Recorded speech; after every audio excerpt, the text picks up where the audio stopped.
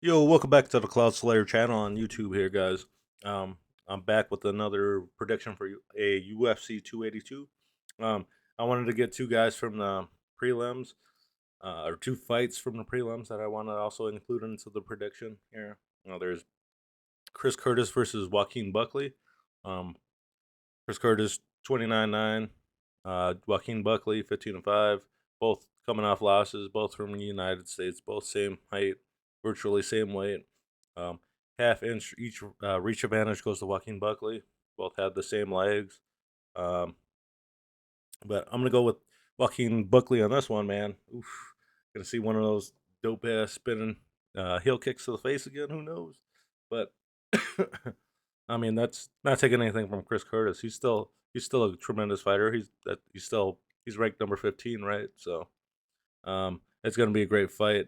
Joaquin Buckley's got to bring his A game for sure. Yeah, and that's whoever loses is probably gonna be, pressed down, I suppose. So, and then we got Raul Rojas Jr. versus Jay Piran. Um, Raul had his debut last fight. Um, I believe he was only like 17 at the time, youngest fighter in the UFC, um, in history of the UFC. So I'm gonna go with him again. I like the way the kid fights. Um, I think he got this. He's still fighting a veteran with a little bit more experience than him, at least 10 more fights. That can play a factor too. So he's got to bring his A game still and be on his guard against Jay. So especially against a person with a little bit more experience. So good luck to that young man. So we'll go into the main card here. It's going to be Bryce Mitchell versus Elia Tapuria. I got Bryce Mitchell on this one. Um, they're pretty close record. One loss on Bryce Mitchell's side. Both winning their last fights. United States, Germany. 3-inch height advantage. That doesn't play much of a factor, I suppose. 1-inch reach advantage right here too. 3-inch leg reach advantage for Bryce here. So a little bit longer limbs. Statistically, uh, Ilya got more knockouts, more TKOs, but you never know. He might catch one and get put to sleep. That's how the game works, right? Off buttons there, but Bryce Mitchell seems to go to decision a lot more, so he might have a little bit more durability if you can bring him out. If he comes out swinging and he's able to take him to a decision or finish him late in the, like third round or something like that, tire him out, get him and submit him. But they're pretty close in submissions, so he's still got to be on guard on that as well. So they're even on submissions, but sometimes you might just come across somebody, even if you have higher statistics, that's just playing better than you. You know what I mean? Just outclass you in that standpoint. So then we got Darren Till versus Dricus de Plessis. I don't know if I butchered that name wrong or anything like that. So I'm going with Darren Till on this one. I've seen a few of his fights. I like the way he fights. Um, he's 18-4 one, and Dricus is 17-2. Dreykus winning his last fight, Darren Till losing his last. United Kingdom versus South Africa. 6 foot, 6'1". They're virtually the same height, virtually the same weight, 5 pounds. But who knows how accurate that is? They're fighting the same weight class, anyways. So um, that means he's cutting a little bit more than him, probably seven, two and a, or 1.5 inch reach advantage. I don't know why that did not compute, but whatever. Then we got a 1-inch leg reach advantage as well. So Darren Till has a little bit more knockouts, a little less sub savvy. So I think these guys are going to come out swinging. It's going to end probably first or second round by a knockout. Who knows?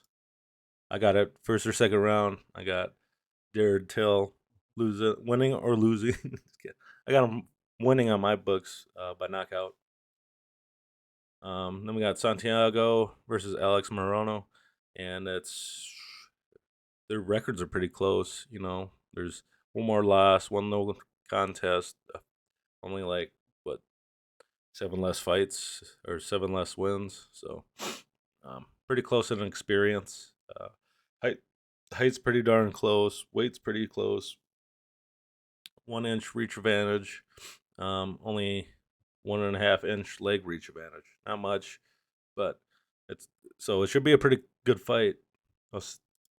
You have to see how they play it. Santiago looks like he wins more fights by KO, but he's pretty close in the sub.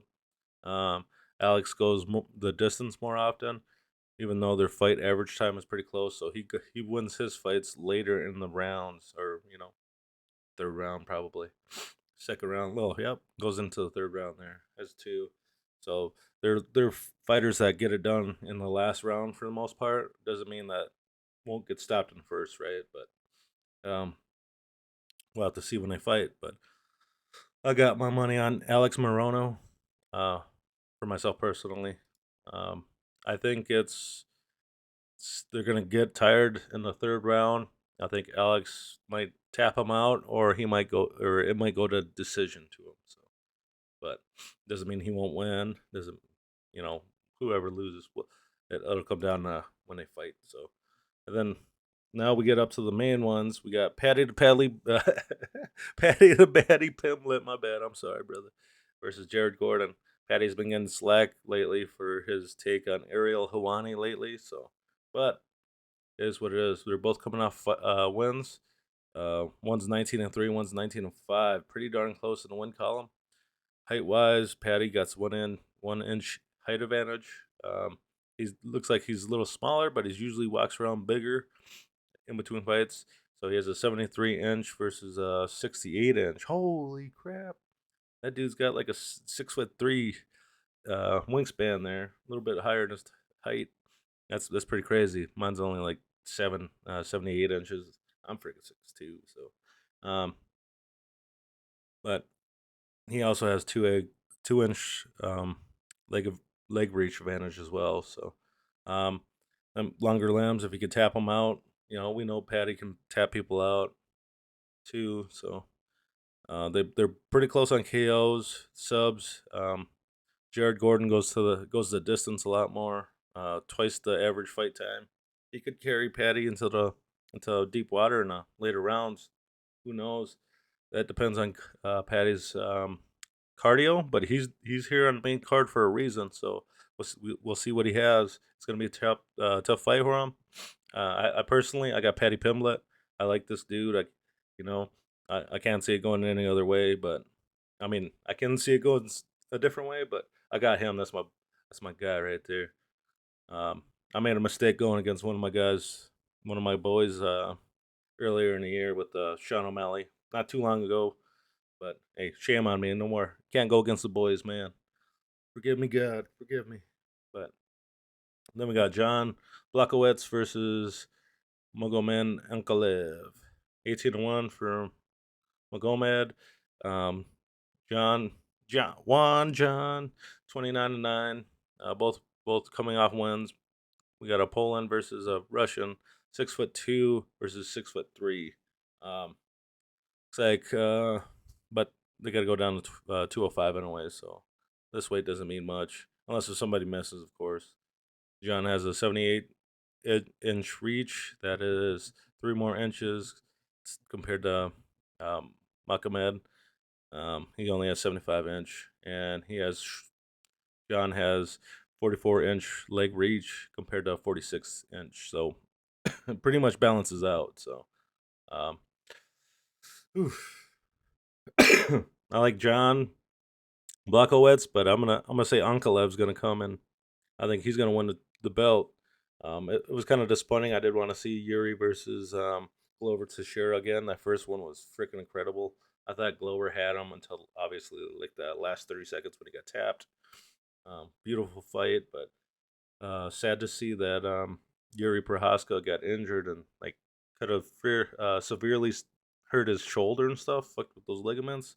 Um, I wish that guy a speedy recovery, and hopefully he's back and healthy and can contend again, and hopefully it doesn't affect him going on in his career. You know what I mean?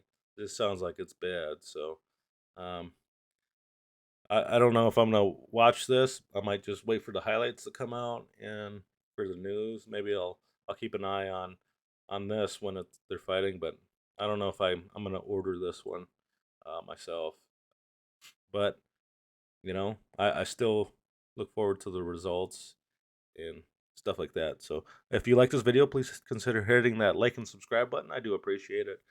I hope each and every one of you has a good night. So peace, guys.